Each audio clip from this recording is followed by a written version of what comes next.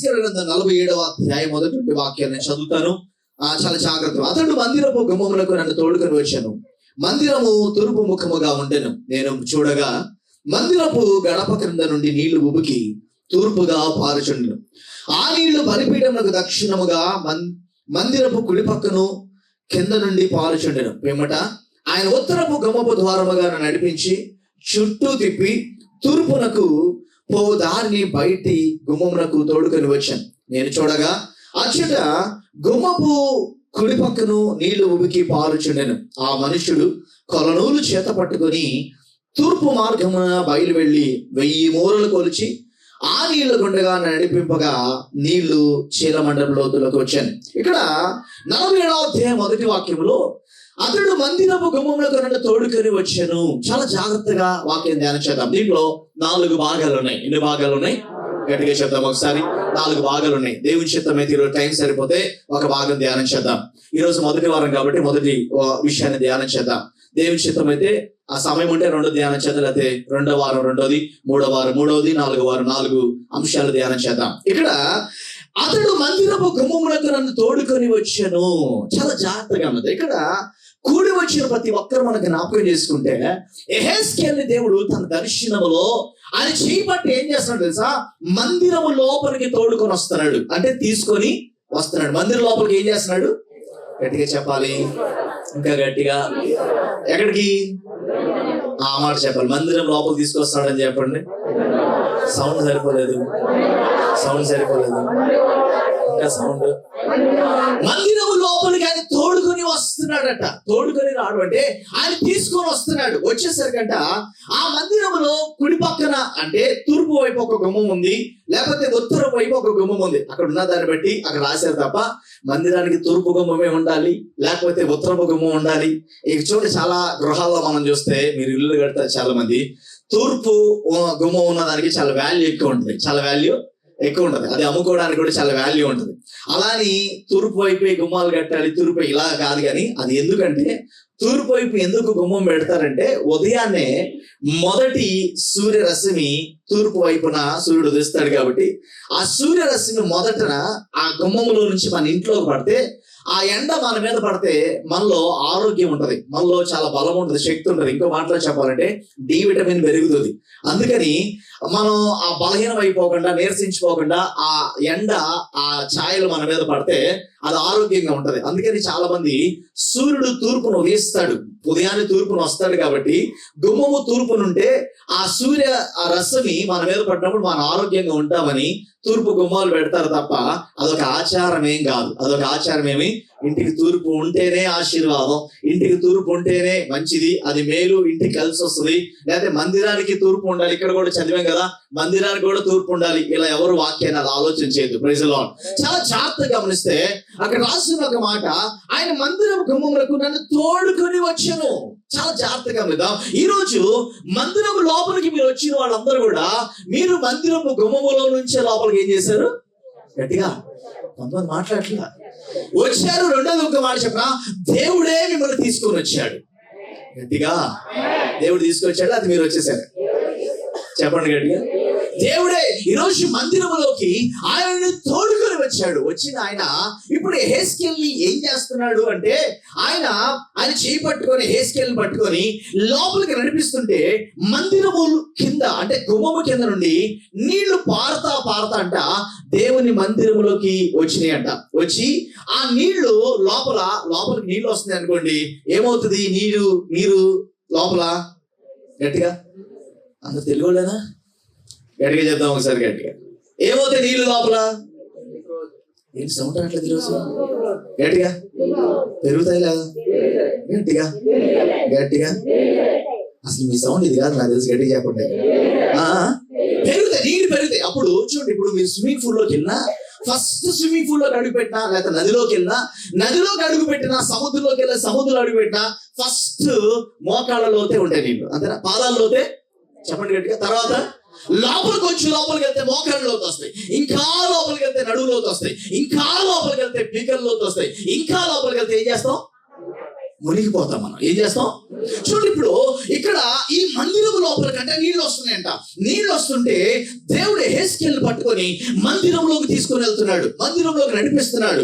మందిరంలోకి తీసుకొని వెళ్తున్నప్పుడు ఆ మందిరంలోకి తీసుకెళ్ళినప్పుడు అంట లోపలికి నడిపిస్తుంటే ఆయన కాళ్ళకి లైట్ గా నీళ్ళు అంటిదే. ఏమైంది అంట? చూడండి, ఉత్తరపు గుమ్మములో నుంచి ఆయన చూసినప్పుడు అంట నీళ్లు ఉబుకుతా వచ్చినాయి అంట. నీళ్ళు ఏమవుతాయి? ఉబుకుతా వచ్చినాయి. తూర్పు గుమ్మమును చూసినప్పుడంట ఆ గుమ్మము కింద నుంచి పారుకుంటూ వచ్చినాయి అంట. మొత్తానికి మందిరంలోకి నీళ్ళు వచ్చినాయి. మనం ధ్యానం చేసే అంశం వేరే, ఇది కాదు. కానీ అయితే ఇప్పుడు లోపలికి ఆయన వచ్చాడు. వచ్చి లోపలికి నడిచే కొద్దిగంట ఏమైంది తెలుసా? మెల్లిమెల్లిగా పాదాలు తడవడం ప్రారంభించింది. పాదాలు తడవడం కాదు, పాదాలు మునగడం ప్రారంభించింది. ఏమైందంట? అయితే దానికంటే ముందు ఒక వాక్యం అక్కడ రాయబడింది, దాన్ని చదువుదాం. 3వ వాక్యం చదుదాం. ఆ మనుషుడు కొలనూలు చేత పట్టుకొని తూర్పు మార్గమున బయలు వెళ్ళి 1000 మూరలు కొలిచి ఆ నీళ్ల గుండగా నన్ను నడిపింపగా నీళ్లు చీలమండలం లోతు నుండెను. హల్లెలూయా. చాలా జాగ్రత్తగా గమనిద్దాం. ఇక్కడ ఆయన ఎవరైతే ఈ దర్శనము యెహెజ్కేలుని చేపట్టి నడిపిస్తున్నాడో ఆ దేవుడు ఆయన అంటే ఏం చేశాడు తెలుసా? మందిరంలోకి నడిపించినటువంటి ఈయన ఏం చేశాడంటే చాలా జాగ్రత్తగా గమనిస్తే ఆయన 1000 మూరలు ఒక టేప్ లాంటిది పట్టుకొని ఆయన కొలనూలుతో దాన్ని కొలిచట. 1000 మూరలు కొలిచంటే ఎంత గట్టిగా అంటే ఇంగ్లీష్ లో మనకి 1000 క్యూబిక్స్ అంటారు. అంటే 1000 క్యూబిక్స్ అంటే మోస్ట్లీ మనం ఆలోచిస్తే 1500 అడుగులు. ఎన్ని అడుగులు? 1500 అడుగులు. ఆయన కొలిచంట ఏం చేశాడంటే కొలిచి చూసినప్పుడంట నీళ్లు ఫస్ట్ ఎంత లోతు వచ్చింది తెలుసా? పాదాల లోతు వచ్చినాయి అంట. ఎక్కడి వరకు వచ్చినాయి? చూడండి, గమనించండి. మందిరంలోకి వచ్చిన ప్రతి మనందరినీ కూడా దేవుడు ఏం చేస్తాడు తెలుసా? ఆత్మీయంగా మనం ఎలా ఉన్నామో ప్రతిసారి దేవుడు కొలుస్తా ఉంటాడు. ఏం చేస్తాడు? కొలుస్తా ఉంటాడు. ఈ రోజు ఎంత ఆత్మీయతకు వచ్చావు? 2025లో నీ ఆత్మీయత ఎంత ఉంది?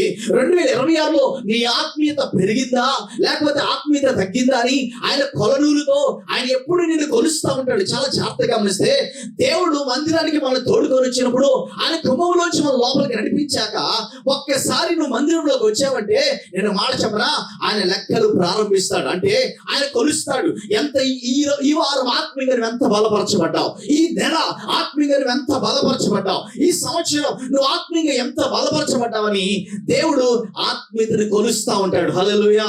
మనం అనుకోవచ్చు ఆత్మీయత కొలతలు ఎలా తెలుస్తాయి? మనకు తెలియదు, కానీ దేవుడు తెలుస్తుంది. Praise the lord. జక్కయ్య ఎలా ఉన్నాడో దేవుడికి చెప్పండి గట్టిగా. ఎక్కడున్నాడో దేవుడికి చెప్పండి. చూడండి, ఏ స్థితిలో ఉన్నాడో దేవునికి తెలుసు. చూడండి, జక్కయ్య చెట్టు మీద ఎక్కినప్పుడు ఆయన భయంకరంగా లంచాలు తీసుకున్న వ్యక్తి, ఆయన భయంకరంగా ప్రజల్ని ఇబ్బంది పెట్టిన వ్యక్తి. ఇప్పుడు చూడండి, యేసయ్య అక్కడికి వెళ్ళాడు. జక్కయ్యని చూస్తే లోపల ఆత్మీయ కొలతలేంటో దేవుడు మొత్తము చూసేసాడు. దేవుడు అనుకున్నాడు, ఈ వ్యక్తిని నేను రక్షించాలి, ఈ వ్యక్తిని నేను పట్టుకోవాలి. చూడండి, గమనించండి. వెళ్ళాడు, చెట్టు దగ్గర యేసయ్య నిలబడ్డారు. జక్కయ్య కిందకి దిగిరా అన్నారు. ఇంట్లో నేను భోజనం చేయాలనుకుంటున్నా. సరే అని వెళ్ళారు, ఇంటికి వెళ్ళారు. ఎదురుగా కూర్చున్నారు, జక్కయ్య కూర్చున్నాడు, యేసయ్య ఎదురు కూర్చున్నారు. చాలా జాగ్రత్తగా గమనిస్తే యేసయ్య ఏం మాట్లాడాల చాలాసేపు ఆయన ముఖం చూస్తుండగా తన రహస్య పాపములన్నీ కూడా ఆ ముఖంలో కనబడి అవన్నీ ఒప్పుకొని అంటాడు, అయ్యా నేను ఎవరి దగ్గర అయితే అన్యాయంగా నేను తీసుకున్నాను 4 వంతులు ఏం చేస్తా? చెప్పండి గట్టిగా. 4 వంతులు తిరిగి ఇచ్చేస్తా. చూడండి, యేసయ్య ఏం మాట్లాడాల, కానీ ఆయన ముఖములో రహస్య పాపములు కనబడతాయని చెప్పినట్టుగా ఆయన ఎంత యేసయ్య అతని ఆత్మీయ జీవితాన్ని చూసినప్పుడు ఎంత చెడిపోయిందో, ఆ కొలతలన్నీ చెక్ చేసినప్పుడు ఎంత చెడిపోయిందో యేసయ్యకి అర్థమైపోయింది. యేసయ్య ముఖాన్ని చూసినప్పుడు జక్కయ్య కూడా ఏమైపోయింది? చెప్పండి గట్టిగా. అర్థమైపోయింది. ఇప్పుడు చూడండి, మనం హాస్పిటల్కి వెళ్తాం, జ్వరం వచ్చి మనకు ఒక థర్మోమీటర్ పెడతారా? హలో, పెట్టినప్పుడు దాంట్లో కొలతలు తెలుస్తాయి. మీకు అర్థమయ్యే భాషలో, మన బైబిల్ భాషలో చెప్తున్నాను నేను. 99 వచ్చింది జ్వరం, 100 వచ్చింది జ్వరం, 101 వచ్చింది, 102 వచ్చింది, 103 వచ్చింది, 104. ఆ కొలతలు బట్టి అతనికి ఎంత జ్వరం ఉందో డాక్టర్లు ఏం చేస్తారు? చెప్పేస్తారా? చెప్పరా? చెప్పండి గట్టిగా. చెప్పేస్తారు. అంటే మన లోపల ఇప్పుడు ఆ జ్వరం ఎవరికైనా కనబడుతుందా? హలో, ఆ వేడి తెలుస్తుంది తప్ప, స్పర్శ తెలుస్తుంది తప్ప ఆ లోపల ఎంత జ్వరం ఎలా ఉందో దాని రూపం ఎవరికైనా తెలుసా? జ్వరం రూపం. హలో, కరోనా ఎలా ఉంటుంది అంటే ఇప్పుడు మన వాళ్ళు చెప్తారు ముళ్ళుగా ఉంటుంది అంట. టీవీలో అలా చూపించేశారు మనకి.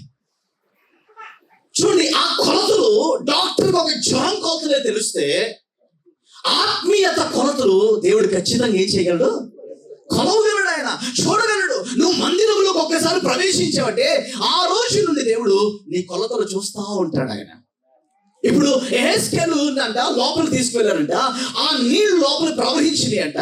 చాలా జాగ్రత్తగా గమనిస్తే లోపలికి ఆయన 1000 మూరలు కొలిచాడంట. మొదట ఎన్ని మూరలు కొలిచాడు? 1000 మూరలు కొలిస్తే అతనికి ఎక్కడి వరకు వచ్చిందో తెలుసా? ఆ నీళ్లు పాదాల వరకు వచ్చింది. ఏంటి దీని అర్థం ఏంటి? దీంట్లో ఆంతర అర్థం ఏంటో తెలుసా? ఈ పాదాల కొలత అనేటువంటి అనుభవం ఏంటంటే ఈ ఆత్మీయ జీవితానికి మొదటి దశ. అది ఏ దశ? మొదటి దశ. సంఘంలోకి వచ్చిన నీవు, రక్షించబడిన నీవు, ప్రభులోకి వచ్చిన నీవు, ఇదిగో మొదట నీ ఆత్మీయ ప్రయాణం ప్రారంభించబడిన నీవు, నీ మొదటి దశ ఏంటో తెలుసా? ఈ పాదాల కొలత. అదే అక్కడి నుంచే నీ ఆత్మీయ ప్రయాణం ప్రారంభం అవుతుంది. చూడండి, గమనించండి. పాదాలని కొలత ఇదేంటంటే ప్రారంభ దశ మన ఆత్మీయ జీవితంలో. ఏంటిది? చెప్పండి గట్టిగా. ప్రారంభ దశ. అప్పుడే దేవుల్లో కొత్తగా వచ్చిన దశ. కానీ ఇక్కడ మన తర్వాత వాక్యాలు చూస్తే ఆయన మళ్ళీ 1000 మూరలు కొలిచినప్పుడు అంట నీళ్ళు ఎక్కడికి వచ్చింది తెలుసా? మోకాళ్ళ లోతు వచ్చినాయి అట. మళ్ళీ 1000 మూరలు కొలిచినప్పుడు తన ఆత్మీయ జీవితంలో తను ఎంతగా అభివృద్ధి చెందాడంటే, అట్లా ఆత్మీయంగా మీకు చెప్తున్నాను, నడుము లోతులోకి వచ్చాడంట. అంటే దేవుల్లో రోజు రోజు ఆయన లోతులోకి వెళ్తున్నాడు. ఆయన ప్రతి నెల ఆయన లోతులోకి వెళ్తున్నాడు. ప్రభువుని లోతుగా తెలుసుకుంటున్నాడు. వాక్యాన్ని లోతుగా తెలుసుకుంటున్నాడు. పేతురు చేపలు పడతా ఉన్నాడు. యేసయ్య వెళ్ళి, పేతురు నీ ఓడని, నీ పడవని లోతులోకి నడిపించయ్యా. ఏంటంట? చెప్పండి గట్టిగా. ఏం చేయాలంట? లోతులోకి నడిపించయ్యా అనగానే చూడండి, గమనించండి. యేసయ్యకి పేతురు ఎవరు తెలియదు, పేతురుకి యేసయ్య ఎవరో తెలియదు. కానీ ఆయన చెప్పిన మాటలు, ఆయన చెప్పిన ప్రసంగం, ఆ రోజు ఆయన చేసిన బోధ పేతురు చాలా కొత్తగా అనిపించింది.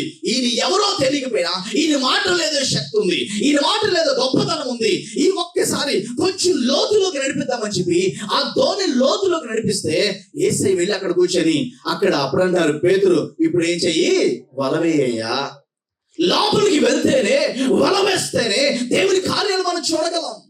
చూడండి, మాట విన్నాడు, లోతులోకి ఏం చేశాడు? నడిపించాడు. ఆత్మీయతలో కూడా ఒక్కొక్క సంవత్సరం, ఒక్కొక్క నెల మనం ఏం చేయాలి? లోతులోకి, చెప్పండి గట్టిగా, లోతులోకి వెళ్ళాలి. ఇక్కడ చూడండి, మొదట పాదాల కొలత, పాదాల వరకే వచ్చినాయి నీళ్లు. ఆయన మోకాళ్ళ లోతులోకి రాలా, నడుము లోతులోకి రాలా, ఇగో పీకల లోతులోకి రాలా, ఆయన పూర్తిగా మునగల. చూడండి, గమనించండి. పాదాల కొలత అంటే ఏంటంటే వీళ్ళు ఎలా ఉంటారు? పాదాల కొలతలో ఉన్న వాళ్ళు ఎలా ఉంటారంటే దేవుని మందిరానికి వస్తారు, సినిమాకి వెళ్ళిపోతారు, ప్రోబాల్లో తీసుకుంటారు, చెప్పండి ఏం చేస్తారు?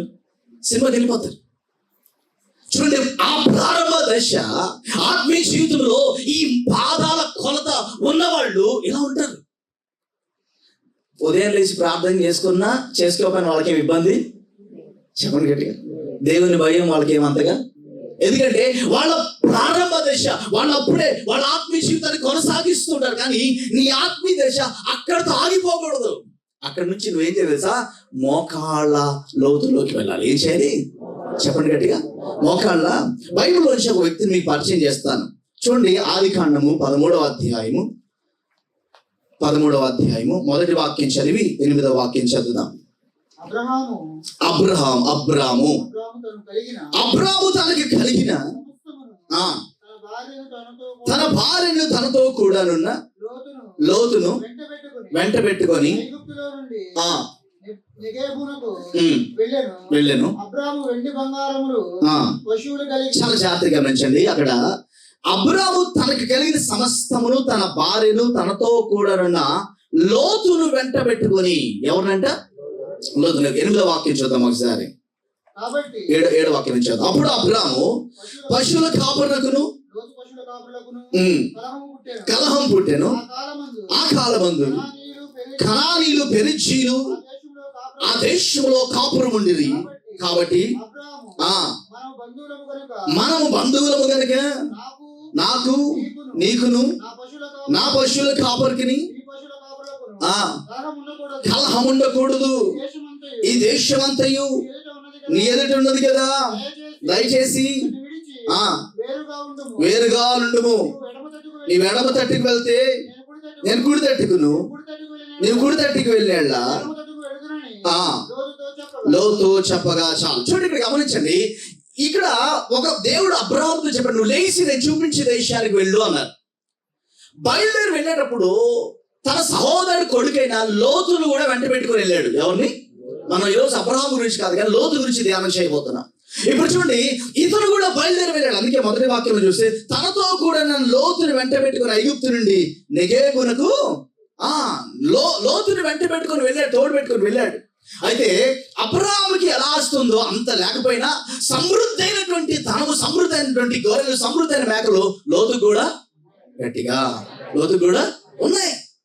ఆయనకి ఏమీ కొదువు లేదు. చూడండి గమనించండి, ఇప్పుడు వాళ్ళ గొర్రెల కాపర్లకి వీళ్ళ గొర్రెల కాపర్లకి గొడవలు వచ్చింది. వెంటనే లోతు అంటున్నాడు అబ్రాహాం దగ్గరికి వచ్చి, అబ్రాహ్మా అయ్యా మనమంతా బాగా, కానీ లోతు ఇక్కడ గమనించండి, ఇదో మా గొర్రెల కాపర్లకి మీ గొర్రెల కాపర్లకి గొడవ వచ్చింది కాబట్టి మనిద్దరం ఏమవుదాం, సపరేట్ అవుదాం. నేను నాకు చూపించు, ఇగో ఆ స్థలానికి వెళ్ళిపోతాను, నువ్వు సపరేట్ గా ఉండు. చూడండి గమనించండి, అక్కడ అన్నాడు, నేను కుడి పక్కకి వెళ్తే నువ్వు ఎడం పక్కకి వెళ్ళు, నేను ఎడం పక్కకి వెళ్తే నువ్వు గట్టిగా చేతులు ఎత్తి స్తోత్రం చెప్తాము. 2 చేతులు ఎత్తి గట్టిగా. చూడండి, లోతు అంటున్నాడు, నువ్వు ఎడం పక్క వెళ్తే నేను కుడి పక్క వెళ్తాను, కుడి పక్క వెళ్తే నేను ఎడం పక్క వెళ్తా అన్నారు. ఇద్దరు కలిసి వేరుగా వెళ్ళిపోయారు. తర్వాత కొన్ని రోజులకి దేవుడు అబ్రాహాముతో మాట్లాడుతున్నా, అబ్రాహామా ఇదిగో నేను సొదొమ గొమొర్రా అనే ప్రాంతాన్ని నాశనం చేయబోతున్నా. ఎందుకు? లోతు ఏది సెలెక్ట్ చేసుకున్నాడు తెలుసా? సొదొమని సెలెక్ట్ చేసుకుని వెళ్ళిపోయాడు, సొదొమ అనే ప్రాంతానికి వెళ్ళిపోయాడు. చాలా జాగ్రత్తగా గమనిస్తే ఒక్కసారి ఆలోచిస్తే ఇక్కడ లోతు యొక్క అనుభవం ఏంటి తెలుసా? పాదాల కొలత. ఏంటిది? చూడండి, అబ్రాహాం విశ్వాసమే చాలా గొప్పది. అబ్రాహాం విశ్వాసమేమో చాలా గొప్పది, కానీ లోతు ఇక్కడ గమనించండి, తన విశ్వాసం చూస్తే, తన జీవితం చూస్తే, తన ముగింపు చూస్తే తను ఎలా ఉన్నాడు తెలుసా? పాదాల కొలతలోనే తను చచ్చిపోయాడు. చివరికి మోకాళ్ళ లోతులోకి వెళ్ళలా, నడుము లోతులోకి వెళ్ళలా తన ఆత్మీయ జీవితం. చూడండి, ఇక్కడ అబ్రాహాం ఏమో 70 సంవత్సరాలకి దేవుడు తనకి బిడ్డనిస్తున్నా, వాగ్దానం చేసిన 100 సంవత్సరాలు వచ్చినా ఇంకా తన దేవుడు ఇచ్చిన వాగ్దానం మీద నమ్మకంతో, విశ్వాసంతో బ్రతుకుతున్నాడు. కానీ ఇక్కడ గమనిస్తే లోతు ఆ చిన్న సమస్య వచ్చేసరికి ఏం చేశాడు? దూరంగా వెళ్ళిపోయాడు. ఇంకా మాటలో చెప్పండి, ప్రాంతాన్ని తను ఎన్నుకొని వెళ్ళిన ప్రాంతం సాధారణమైన ప్రాంతం కాదు, భయంకరమైన పాపముతో నిండిపోయిన ప్రాంతం. అది భయంకరంగా దోషముతో, ఇదిగో భయంకరంగా విచారంతో నిండిపోయిన ఆ ప్రాంతానికి ఏం చేశాడు తను? చెప్పండి గట్టిగా. వెళ్ళిపోయాడు. అక్కడ చూస్తే దేవుడు ఆ సొదొమ గొమొర్రాను పాడు చేసినప్పుడు దేవదూత వెళ్ళి వాళ్ళ కుటుంబాన్ని ఏం చేసింది? బయటికి తీసుకొచ్చినాయి. దేవదూత చెప్పింది, ఏమని చెప్పింది తెలుసా? అమ్మా దయచేసి వెనక్కి తిరిగి మాత్రం చూడమాకండి. దేవుల్లో ముందు వచ్చిన మీరు ఇదిగో ఈ ప్రాంతం నాశనం అయిపోతాయి, అగ్ని గంధకాల చేత కాల్చబడుతున్నాయి అంటే ముందుకు వెళ్ళిపోయిన ఆమె వెనక్కి తిరిగి ఏం చేసిందంట? మా ఊరు ఏమైపోతుందా, ఏంటి పరిస్థితి ఏంటి? వెనక్కి తిరిగింది, ఉప్పు స్తంభంలాగా అయిపోయింది. చూడండి, ఇంకా ముందుకు వాళ్ళు అలాగే దాటి తన కుమార్తెను తీసుకుని వెళ్ళిపోయారు. ఆ కుమార్తెలు లోతు తాగున్నప్పుడు వారితో పాపం చేసి భయంకరమైన శాపపూరితమైన మోయాబు సంతతిని కన్నారు వాళ్ళు. చూడండి, మోకాళ్ళ లోతులోనే ఇంత గొప్ప విశ్వాస వీరుడైనటువంటి విశ్వాసులకు తండ్రి అయిన అబ్రహాముతో ఉన్నాడు, కానీ తన ఆత్మీయతలో ఏ మార్పులు రాలా. అబ్రాహాము గారి విశ్వాసంలో సగం కూడా లోతుకి కనబడలా. తనతోనే ఉన్నాడు, తనతోనే నడిచాడు, తనతోనే ఉన్నాడు. ఎక్కడికి వెళ్ళినా ఈవెన్ దేవుడు చెప్పాడు, లేచి అబ్రాహామా నేను చూపించిన దేశానికి వెళ్ళంటే వాళ్ళతో పాటు ఏం చేశాడు? అబ్రాహాము కూడా తీసుకెళ్ళాడు. కానీ అబ్రాహాముకున్న విశ్వాసం ఏమవ్వలేదు, లోతులో కనబడలా. చూడండి గమనించండి, అతను తన విశ్వాస జీవితం అంతా కూడా ఎలా ముగించేశాడు తెలుసా? పాదాల కొలతతోనే ఉన్నాడు, పాదాల కొలతతోనే నడిచాడు, పాదాల కొలతతో తన జీవితాన్ని ఏం చేశాడు? ముగించేశాడు. ఈరోజు వాక్యం మనం గమనిద్దామా? దేవుడు చాలా జాగ్రత్తగా గమనించాం. మనం ఎందుకు తెలుసా?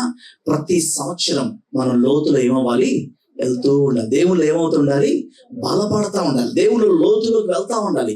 ఈ రోజు ఈ సంవత్సరం మన పాదాల కొలతలు ఉన్నామంటే నెక్స్ట్ ఇయర్ కల్లా మనం ఏం చేయాలి? మోకాళ్ళ లోతులోకి. చెప్పండి గట్టిగా. ఆయన కొలుస్తున్నాడు.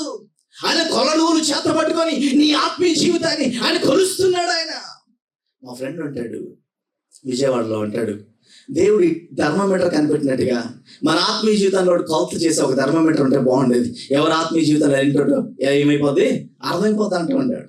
కానీ ఇక్కడ మనం చూస్తే దేవుడు ఆయన ప్రతిదీ ఆయన కొలుస్తున్నాడు. ఆయన కొలుస్తున్నాడు. కొలిచినప్పుడు అంట, మొదటిసారి కొలిచినప్పుడు 1000 మూరలు కొలిచినప్పుడు ఎంత లోతులోకి వచ్చినాయంట నీళ్లు? చెప్పండి గట్టిగా. చీలమండలం లోతులోకి వచ్చినాయట. ఇప్పుడు అక్కడతో దేవుడు ఏం చేయాలా? యెహెజ్కేలుని ఆపలా. అయ్యా, నిన్ను పిలిచింది నేను, నిన్ను ఎన్నుకుంది నేను, అన్యజనుల మధ్యలో వచ్చి నిన్ను ఎన్నుకుంది నేను, నీ కుటుంబాన్ని ఎన్నుకుంది. ఇదిగో ఆ చిన్న ఆత్మీయ జీవితం దేవుడు తెలుసుకున్నావు, మారుమనసు పొందావు, బాప్తిసం పొందావు, అక్కడతో చాలు అని చెప్పలా. నువ్వు ఇంకా లోతులోకి ఏం చేయాలి? నడిపించబడాలి. పేతురు కూడా చూడండి, రాత్రంతా చేపలు పట్టాడు పళ్ళ, కానీ యేసే చెప్పిన ఒక్క మాట, కొంచెం లోతులోకి నడిపించాయి అన్నాడు. కొంచెం ఓడ లోతులోకి నడిపించాడు. ఇప్పుడు వేసి అన్నాడు, ఇప్పుడు ఏం చెయ్యి? వలవే. ఇప్పుడు ఏం చెయ్యి? వలవే. ఎప్పుడైతే ఆ లోతులోకి వెళ్ళి వల వేశాడో అక్కడ దేవుడు విస్తారమైన చేపలు ఇచ్చాడు. హల్లెలూయా, హల్లెలూయా. చూడండి, కొంతమందికి ఆత్మీయ జీవితం ఎలా అలవాటు అయిపోతుందంటే, పొద్దున్న లేసి ఒక 5 నిమిషాలు ప్రార్థన చేసుకొని, లేదా 10 నిమిషాలు ప్రార్థన చేసుకొని, గబగబానికి వెళ్ళిపోయి, జాబ్కి వెళ్ళిపోయి, ఉద్యోగానికి వెళ్ళిపోయి, రాత్రి వచ్చేసి స్నానం చేసేసి భోజనం చేసి మళ్ళీ 10 నిమిషాలు చిన్న ప్రార్థన చేసి పడుకోవడం. నేను మాట చెప్పిన, ఇలాగ నువ్వు కంటిన్యూ చేస్తే, ఇలాగ నువ్వు పాదాల కొలతలోనే ఉన్నావని అర్థం.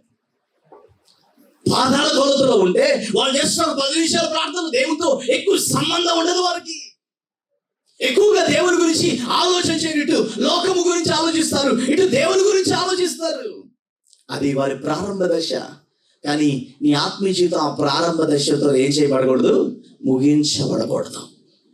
నీ ప్రారంభ దశ చూడండి, ఇప్పుడు పిల్లలు నడిచే ఏజ్ ఉంటుంది. ఏ ఏజ్? గట్టిగా గట్టిగా గట్టిగా గట్టిగా నడిచే ఏజ్. అప్పుడు స్కూల్కి వెళ్ళరాడు. వాళ్ళు చూడండి, వాళ్ళు ఎప్పుడు తింటారో వాళ్ళకి తెలీదు, ఎప్పుడు పడుకుంటారో వాళ్ళకి. ఆడి ఆడి ఆడి అక్కడే పడుకుని నిద్రపోతారండి. అవునా కదా? అప్పుడు ఎవరిని పట్టించుకుంటారా? పడుకున్నాడు, లేచి మంచం మీద పడుకోబెడతారు అంతే. స్కూల్కి వెళ్ళలేదండి, ఇక్కడ పడుకున్నా అంటారా? చెప్పండి. చూడండి, వాళ్ళు నడిచే ఆ ప్రారంభ దశ. వాళ్ళు ఎప్పుడు తింటారో, ఎప్పుడు పడుకుంటారో, ఎప్పుడు లెగుస్తారో, ఎప్పుడు ఏడుస్తారో, ఎప్పుడు అరుస్తారో, ఎప్పుడు కేకలేస్తారో ఎవరు కూడా. అది కొంచెం పెద్ద అయిన తర్వాత టైంకి లేచి ఏం చేయాలి? స్కూల్కి వెళ్ళాలి. చెప్పండి గట్టిగా. వాళ్ళు లేకపోయినా ఏం చేస్తారు తల్లిదండ్రులు? గట్టిగా చెప్తారు లేదా? చెప్పండి. మొన్న భరత్ వాళ్ళ బాబుని అన్న, ఏంట్రా సండే స్కూల్కి రావా నువ్వు అంటే, మా డాడీ తీసుకురావట్లేదు అన్నాడు. నేను అన్నా, భరత్ వీడి మొహం మీద నీళ్లు పోసాయి భరత్ పొద్దున్నే అన్న. డాడీ పోసి నీళ్ళు పోసి ఏంటంట, నీళ్ళు పోసి ఆదివారం నా మీద. నాకు అనిపించింది, బాబు ఈ నాకు నేను చెప్పిన దానికి నాకే కౌంటర్ రాస్తాను అనుకున్నాను నేను. సో డాడీ నీళ్ళు పోయి మొహం మీద, నా మొహం మీద. నేను ఇంకే మాట్లాడాల. తర్వాత నన్ను భరత్ ఆ మొహం మీద నీళ్ళన్న పోస్తే పాపం ఆడ అడుగుతున్నాడుగా అంటే, ఈసారి చదివి చేస్తాను అన్నయ్య. చూడండి, ఇప్పుడు మనం మామూలు ఒక ఏజ్ లో పిల్లలు అప్పుడే నడుస్తున్నప్పుడు, అప్పుడే వాళ్ళు జస్ట్ ఆడుకునే టైంలో, వాళ్ళు స్కూల్కి వెళ్ళలేదంటే మనం ఆలోచన చేయం. వాళ్ళు ఉదయాన్నే ఇంకా లెగలేదంటే ఆలోచన చేయం. లేకపోతే వాళ్ళు ఏంటి, ఎక్కడ ఆడుకుంటున్నారు, లేకపోతే ఎక్కడ పడుకున్నారు, ఎప్పుడు పడుకున్నారు, ఏం ఆలోచన. కానీ ఒక సర్టెన్ ఏజ్ వచ్చినప్పుడు ఏం చేస్తారు తెలుసా? వాళ్ళు ఉదయాన్నే లేపడం, రెడీ చేయించడం, టిఫిన్ పెట్టడం, బ్యాగ్ తెప్పించడం, స్కూల్కి పంపించడం, రాగానే మళ్ళీ వాళ్ళ చూడ ఒక సిస్టమ్ వాళ్ళ లైఫ్ లో అలవాటు అయిపోతాయి. దేవుల్లో కూడా ప్రారంభ దశలో కూడా చూడండి, గమనించండి. ఈవెన్ బైబుల్ మొదటి దినాల్లో కొన్ని వేల సంవత్సరాల కిందట, ఆదాము కాలం తర్వాత దేవుడు అంట కొంతకాలం చూసి చూడనట్లుగా దేవుడు ఏం చేశాడంట? విడిచిపెట్టేశాడట. ప్రజలు ఏం చేస్తున్నారు? చూసి చూడనట్టుగా విడిచిపెట్టాడు. ఎందుకు తెలుసా? ప్రజలు విస్తరించాలి, భూమి విస్తరించాలి, భూమి నింపబడాలి. కానీ భూమి పెరుగుతున్నప్పుడు ప్రజలతో, భూమి అంతా కూడా మనుషులతో పెరుగుతున్నప్పుడు అంట చూడండి, దేవుడు కొన్ని క్రమాల ఆజ్ఞలు పెట్టాడు. ఇశ్రాయేల్ కాలంలోకి వచ్చేసరికి మనం చూస్తే దేవుడు 10 ఆజ్ఞలు, చెప్పండి గట్టిగా, పెట్టేసి ఒక సిస్టమ్ పెట్టేసాడు లైఫ్కి దేవుడు. ఆ సిస్టమ్ దాటితే వాళ్ళ జీవితంలో చాలా కష్టాలు చూశారు, వాళ్ళ జీవితంలో నష్టాలు వాళ్ళు చూశారు. ఎందుకు తెలుసా? దేవుడు పెట్టిన సిస్టాన్ని దాటి ఏం చేశారు? వాళ్ళు వెళ్ళిపోయారు. చూడండి, గమనించండి. నీవు కూడా ఆత్మీయ జీవితం ప్రారంభ దశలో నీ పాదాల కొలతలో నీ ఆత్మీయ జీవితం ఉన్నప్పుడు దేవుడు కూడా కొన్నిసారి చూసి చూడనట్టు విడిచిపెడతాడు. కానీ అక్కడే నువ్వు ఉండిపోతే, అక్కడే అదే ఆత్మీయతలో ఉంటే, అదే స్థితిలో నువ్వు ఉంటే, అదే పరిస్థితిలో నువ్వు ఉంటే దేవుడు ఊరుకోడు. నేను ఎలాగైనా మోకాళ్ళ లోతులకు దేవుడు ఏం చేస్తాడు? తీసుకొని వెళ్తాడు. Praise the Lord. దేవుడు తీసుకెళ్ళక ముందే మనలోనే, మన హృదయంలోనే ఒక ఆలోచన కలగలేదు. ఏంటో తెలుసా? ప్రభా, నేను మోకాళ్ళ లోతులకు ఏం చేయాలి? వెళ్ళాలయ్యా. చూడండి, లోతు పాదాల కొలతలోనే చూడండి అంత గొప్ప విశ్వాస వీరుడితో నడిచాడు. విశ్వాసానికి తండ్రి ఎవరు? గట్టిగా గట్టిగా అబ్రహాముతో నడిచాడు. విశ్వాసులకే తండ్రి. ఆయన విశ్వాసాన్ని చూస్తున్నాడు. ఆయన విశ్వాసం ఎంత గొప్పదో, కానీ కొంచెం కూడా తను నేర్చుకోవడానికి ఇష్టపడాల. అసలు కనీసం ఇదిగో ఒక ప్రాంతాన్ని విడిచి ఇంకో ప్రాంతానికి వెళ్తున్నప్పుడు, అయ్యా ఇదిగో దేవా ఇక్కడ నన్ను అపరావతి నడిపించావు, ఇదిగో ఇప్పుడు నేను వేరే ప్రాంతానికి వెళ్తున్నాను, అయ్యా ఇది నీ చిత్తమా కాదా, నేను వెళ్ళనా వద్దా, ఇది నీ ఉద్దేశంలో ఉందా లేదా, ఏమీ లేదు. తను అంటాడు, నీకు ఎడం పక్కకి వెళ్తే నేను కుడి పక్కకి వెళ్తా, నేను కుడి అంత సొంత డెసిషన్, సొంత ఆలోచనలో. నీ పాదాల కొలతలో ఉన్నప్పుడు నువ్వు సొంత డెసిషన్ తీసుకుంటా ఉంటావు, సొంత ఆలోచనలో. కానీ నేను మాట చెప్పనా, తర్వాత మోకాళ్ళ లోతులోకి ఏం చేయాలి, రావాలి. మోకాళ్ళ లోతులోకి ఏం చేయాలి. నేను లాస్ట్ వీక్ దాని ముందు ఒక ఫ్రైడే కూడా, ఒక శుక్రవారం కూడా చెప్పాను, దేవుడు కూడా శ్రమల్లో మనల్ని 3 భాగాల్లో తీసుకెళ్తాడు. శ్రమ, తర్వాత గుర్తుందా వాక్యం, తర్వాత మహాశ్రమ, తర్వాత అగ్ని వంటి మహాశ్రమ. ఎవరు ఎంత తట్టుకోగలరో దానిని బట్టి దేవుడు శ్రమలో నుంచి తీసుకెళ్తాడు, తర్వాత మహాశ్రమలోంచి తీసుకెళ్తాడు, తర్వాత అగ్ని వంటి మహాశ్రమ మనకు కలిగింది. నేను మాట చెప్పిన, ఏ శ్రమలో నుంచి వెళ్ళినా ఆయన మనం చేయి విడిచిపెట్టాడు. హల్లెలూయా. ఆయన మనం చేయి విడిచిపెట్టు, మనం చేయి పట్టి ఏం చేస్తాడు, ఆయన నడిపిస్తాడు. అయితే ఇక్కడ మనం చూస్తే యెహెజ్కేలు గ్రంథంలో కూడా దేవుడు కూడా ఇక్కడ యెహెజ్కేలుని చేయి పట్టే నడిపించాడు. చదువు వాక్యం, మొదటి వాక్యం చదవండి ఒకసారి. అతడు మందిరపు గుమ్మమునకు నన్ను తోడుకొని వచ్చాను. మందిరము తూర్పు ముఖముగా ఉండేది. దేవుడే తోడుకొని వచ్చాడు. మందిరం తూర్పు ముఖముగా ఉండేది. చూడండి, ఇక్కడ దేవుడే తోడుకొని వచ్చి దేవుడంట ఆ మందిరపు గుమ్మము లోపలికి తీసుకొచ్చాక కొలతలు ప్రారంభించాడట. ఏంటంట అంటే, నువ్వు రక్షించబడి మారు మనసు పొంది మందిరంలోకి నువ్వు వచ్చాక దేవుడు ప్రతిదీ ఏం చేస్తాడు, కొలవడం ప్రారంభిస్తాడు. ప్రతిదీ కొలుస్తాడు ఆయన. కొలిచి, అయ్యా నువ్వు ఈ 1000 మూరలకి నీ కాళ్ళలో ఎంత వచ్చిందో తెలుసా, నీ పాదాలలో వరకే నువ్వు ఉన్నావయ్యా, మునిగేవయ్యా.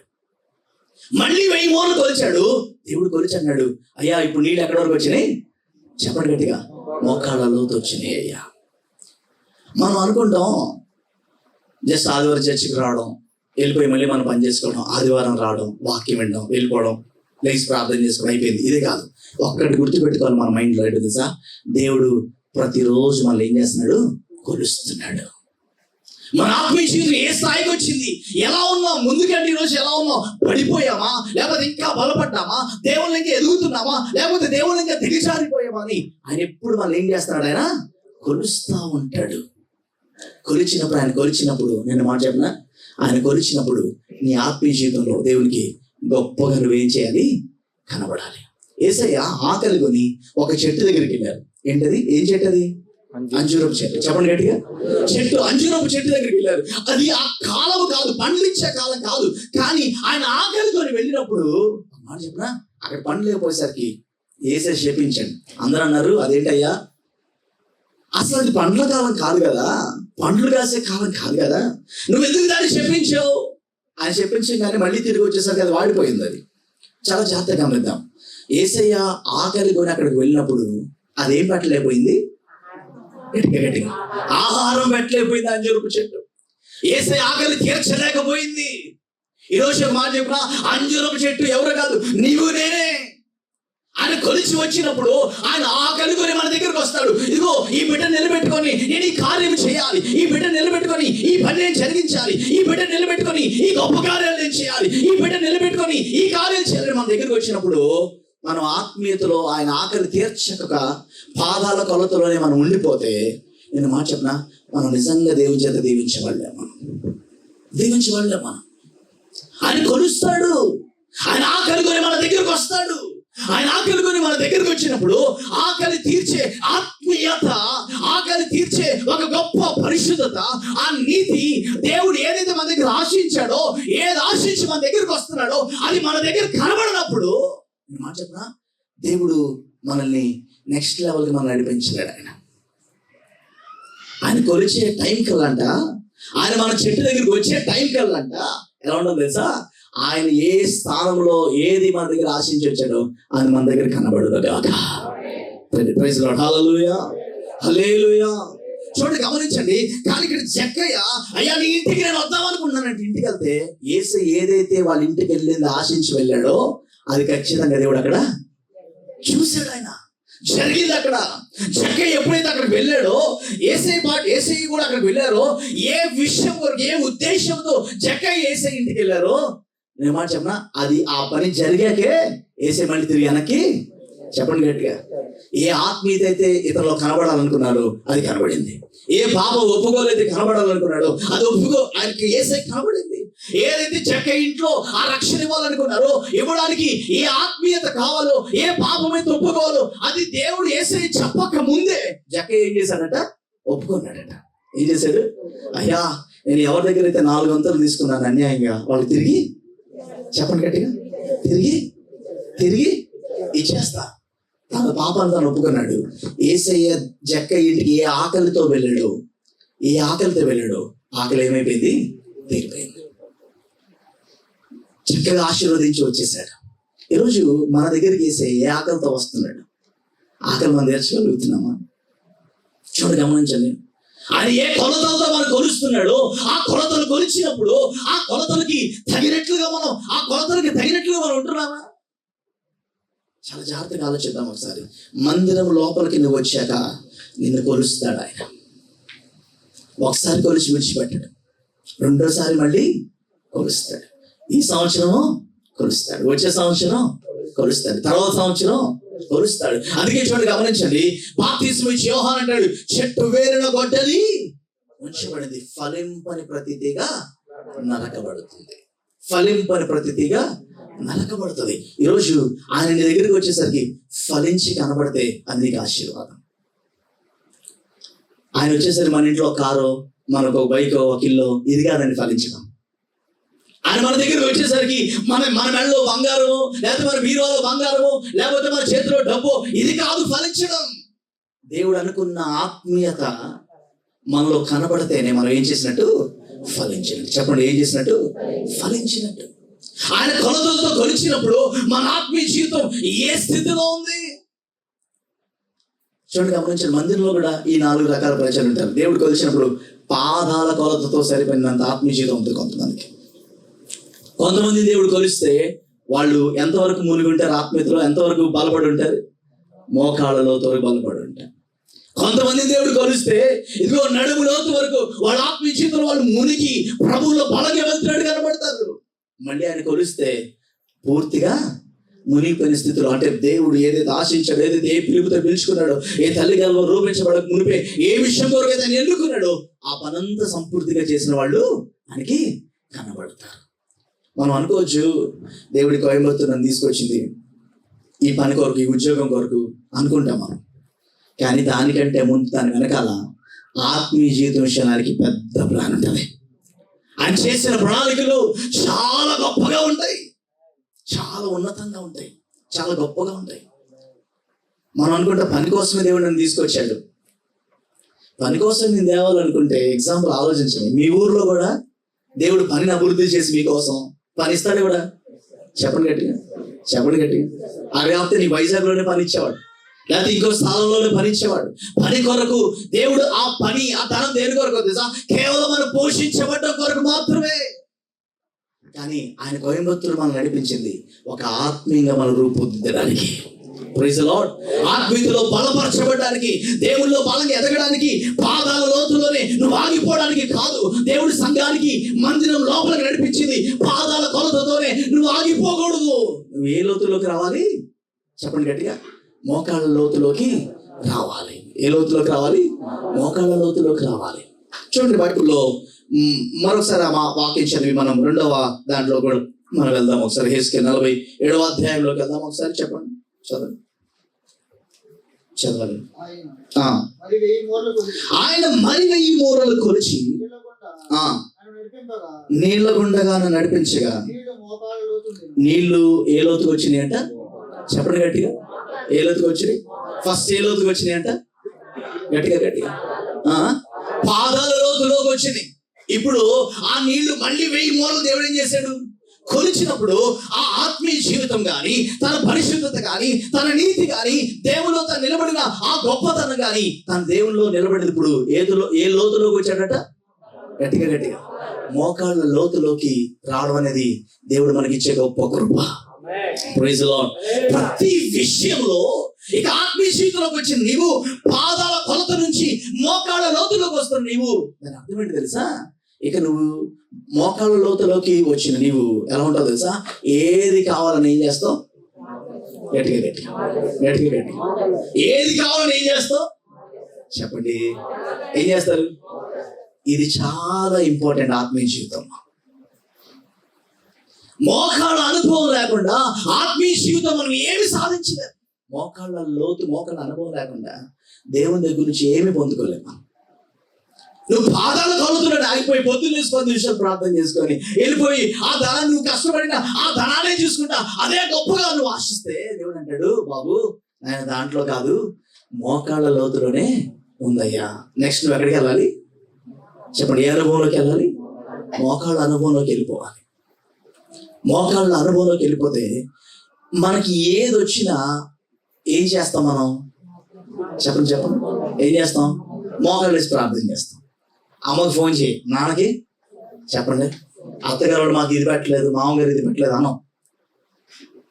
ఏది కావాలని ఏం చేస్తాం? గట్టిగా చెప్పాలి. ఏం చేస్తాం? అనుభవంలోకి మనం ఆత్మీయ జీవితంలోకి వస్తే, నేను మాట చెప్పనా, మోకాళ్ళ మీద నుంచి సాధించింది ప్రపంచంలో ధనముతో కూడా సాధించలేదు. మళ్ళీ చెప్తున్నాను, గట్టిగా స్తోత్రం చెప్పాలి. మోకాళ్ళ మీద నుండి సాధించింది ధనంతో కూడా సాధించలేదు. మోకాళ్ళ మీద సాధించినవి డబ్బుతో కూడా సాధించినవి, మోకాళ్ళతో సాధించినవి ఉన్నాయి చాలా కూడా. Praise the lord. ఆసా యుద్ధం చేస్తా ఉన్నాడు, యుద్ధంలో ఓడిపోతున్నాడు, అర్థమైపోయింది. గబా గబా గబా గబా గుడారంలోకి పరిగెత్తాడు. అందరు అనుకున్నారు, అయ్యా రాజు అయ్యా నువ్వు, ఆసా నువ్వు రాజువి, నువ్వేంటి గుడారంలో పరిగెడుతున్నావు అని. వెనకాల గబా కొంతమంది పరిగెత్తారు, రాజు పరిగెత్తాడుగా. పరిగెత్తి ఏంటని చూస్తే లోపలికి వెళ్ళి గుడారంలోకి వెళ్ళి మోకాళ్ళలో ఏం చేస్తున్నాడు? ప్రార్థన చేస్తున్నాడు. ప్రభా, యుద్ధంలో మేము ఓడిపోతున్నాం, మేము గెలవలేకపోతున్నాం, మా శక్తి సరిపోట్లా, మా బలము సరిపోవట్లేదయ్యా. ప్రార్థన చేస్తుంటే దేవుడు ఆ మోకాళ్ళ మీద చేసిన ప్రార్థన బట్టి ఆశాపాక్షాన్ని యుద్ధం దేవుడు చేశాడట. Praise the Lord. ఏం చేశాడంటే యుద్ధము చేశాడట.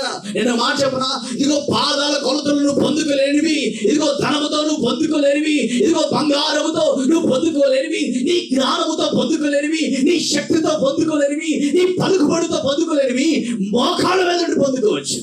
Praise the lord. మోకాళ్ళ మీద నుండి సాధించవచ్చు. మోకాళ్ళ మీద రాజు ప్రార్థన చేస్తుంటే బయట యుద్ధ ప్రాంగణంలో దేవుడు యుద్ధం చేస్తున్నాడట. హల్లెలూయా. ఈ విశ్వాసం మనకు ఉండడు కాక. Praise the Lord. హల్లెలూయా. గట్టిగా హల్లెలూయా. మన ఆర్థిక స్థితి తీరిపోవడానికి, లేకపోతే మన ఇంట్లో మన బిడ్డలు దీవించబడడానికి, లేకపోతే మన కుటుంబం ఆత్మీయంగా హెచ్చించబడడానికి, భర్త మారడానికి, భార్య మారడానికి నీ పాదాల కొలత కొన్నిసార్లు సరిపోకపోవచ్చేమో కానీ మోకాళ్ళ మీదకు నువ్వు వస్తే దేవుడు నీ పక్షాన్ని యుద్ధము చేస్తాడు. Praise the Lord. నీ భర్తను మారుస్తాడు, నీ భార్యను మారుస్తాడు, నీ కొడుకుని మారుస్తాడు, ఇదిగో నీ ఆర్థిక స్థితిని దేవుడు తీరుస్తాడు. Praise the Lord. చూడండి, గమనించండి. మోకాళ్ళ మీద కానీ మోకాళ్ళ అనుభవంలోకి మనం వస్తే, మోకాళ్ళ లోతులోకి మనం వస్తే, నేను మాట చెప్పినా, మనకు అసాధ్యమైనవన్నీ కూడా దేవుడు సాధ్యం చేసేస్తాడు. Praise the lord. ఏ అనుభవంలోకి రావాలి? చెప్పండి గట్టిగా. ఏ అనుభవంలోకి రావాలి? మోకాళ్ళ అనుభవంలోకి రావాలి. దేవుడు నిన్ను కొలిచేసరికి నువ్వు ఎలా కనబడదు తెలుసా? మోకాళ్ళ లోతులోకి నువ్వు వచ్చినట్టుగా దేవుడు కనబడాలి.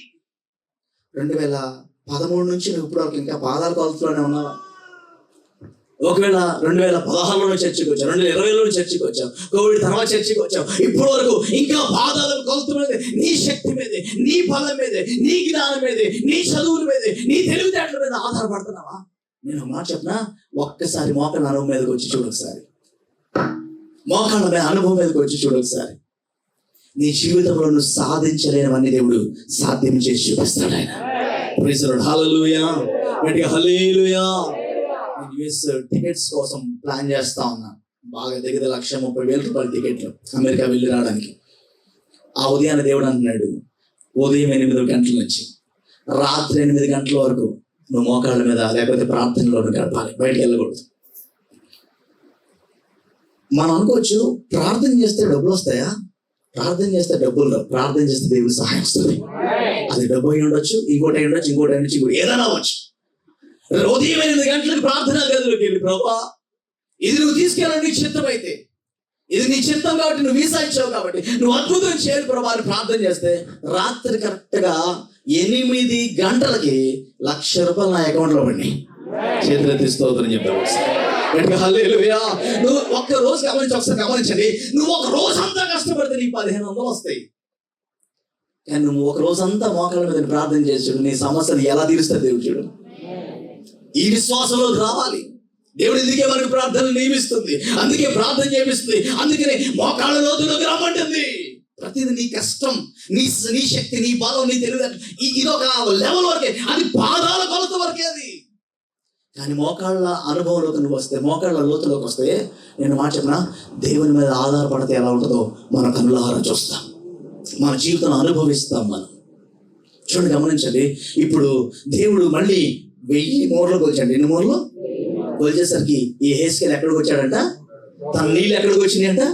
ఎక్కడికి వచ్చినాయి? నీళ్లు మోకాళ్ళ లోతులోకి వచ్చినాయి. చూడండి, గమనించండి. ఈరోజు మనల్ని ఒకవేళ దేవుడు కొలిస్తే, మన ఆత్మీయ జీవితాన్ని దేవుడు కొలిస్తే, ఈరోజు ఏ లోతులో మనం ఉన్నాం? మన శక్తి, మన బలము, మన జ్ఞానము, మన చదువు, మన డబ్బు, మన అధికారం, మన పలుకుబడి, వీటితోనే సాధించేస్తాం అనుకుంటే మాట దేవుని దృష్టిలో నీ భక్తి పాదాల కొలతతోనే ఆగిపోయిందని అర్థం. Praise the Lord. నేను మాట చెప్పిన మోకాళ్ళ అనుభవం ఒకసారి రుచి చూడండి, ఒకసారి మోకాళ్ళ లోతు ఒకసారి రుచి చూడండి ఒకసారి. నేను ఈ పరిచయకు వచ్చేటప్పుడు 2011లో మా ఇంట్లో దగ్గర 8 లక్షలు అప్పు ఉంది. 8 లక్షలు. నేను దేవుడితో మాట్లాడి, ప్రభా ఇంట్లో నేను ఒక్కనే కొడుకుని, ఇప్పుడు పరిచయకి వెళ్ళిపోతే అది ఫలించి అభివృద్ధి చెందిన కనీసం 7 సంవత్సరాలు నాకు పట్టేస్తుంది. 8 సంవత్సరాలు. వేరే రాష్ట్రం కాబట్టి 10 సంవత్సరాలు కూడా పట్టచ్చు. మరి ఇంట్లో నేను కూడా వెళ్ళిపోతే డాడీ ఒక్కలైపోయి మొత్తం ఇప్పుడు నాకు కోయంబత్తూరు వెళ్ళినందుకు నాకు కూడా డాడీ పంపాల్సి వస్తుంది కొన్ని రోజులు. సంఘం స్టార్ట్ అయ్యి సంఘం అభివృద్ధి అయ్యే వరకు అద్దులకైనా ఆహారం కానీ అన్నిటికీ అద్భుతం చేయాలని 1 నెల రోజులు దేవుని సన్నిధిలో టార్గెట్ పెట్టుకొని ప్రార్థన చేశాను. ప్రభువా నీ మీద ఆధారపడుతున్నాం, నువ్వు వెళ్ళమన్నావు, బయలుదేరి వెళ్తాం, కానీ వెళ్ళే లోపు నీ మహిమ గల కార్యం నేను చూడాలి. Praise the Lord.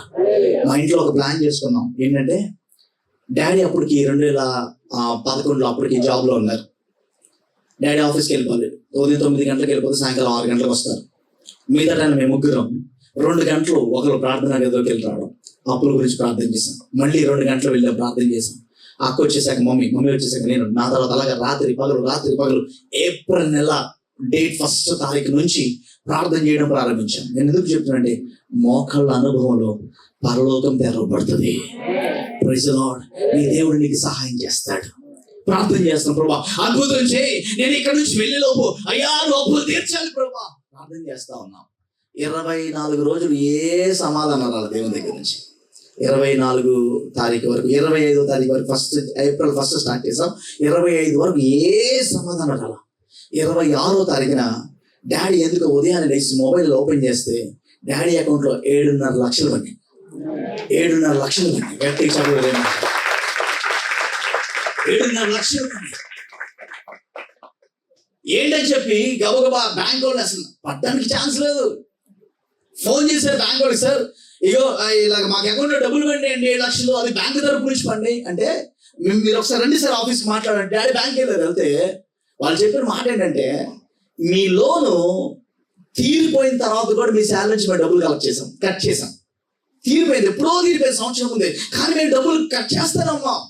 మా డాడీ అన్నారు లోన్ తీసుకునేటప్పుడు, సార్ అప్పుడు 6 సంవత్సరాలు 7 సంవత్సరాలు పెట్టారు అని పేపర్ తీస్తే దాని టర్న్ ఓవర్ ప్రకారం చూస్తే యాక్చువల్గా మనకేం రూపాయి రావాల్సిన అవసరం, కానీ బ్యాంకులో ఏమంటుంది తెలుసా, మీ దగ్గర డబ్బులు ఎక్కువ కట్ చేసేసాం, మేము ఎక్కువ కట్ చేసాం, ఇంకొక అమౌంట్ రావాలి ఆఫీస్ నుంచి, అది ఇది కలిపి ఒక్క రోజు 7.5 లక్షల రూపాయలు పడితే ఒక్క రోజు దేవుడు అప్పందుకు ఇచ్చేసాడు. గట్టిగా చెప్పలేదు.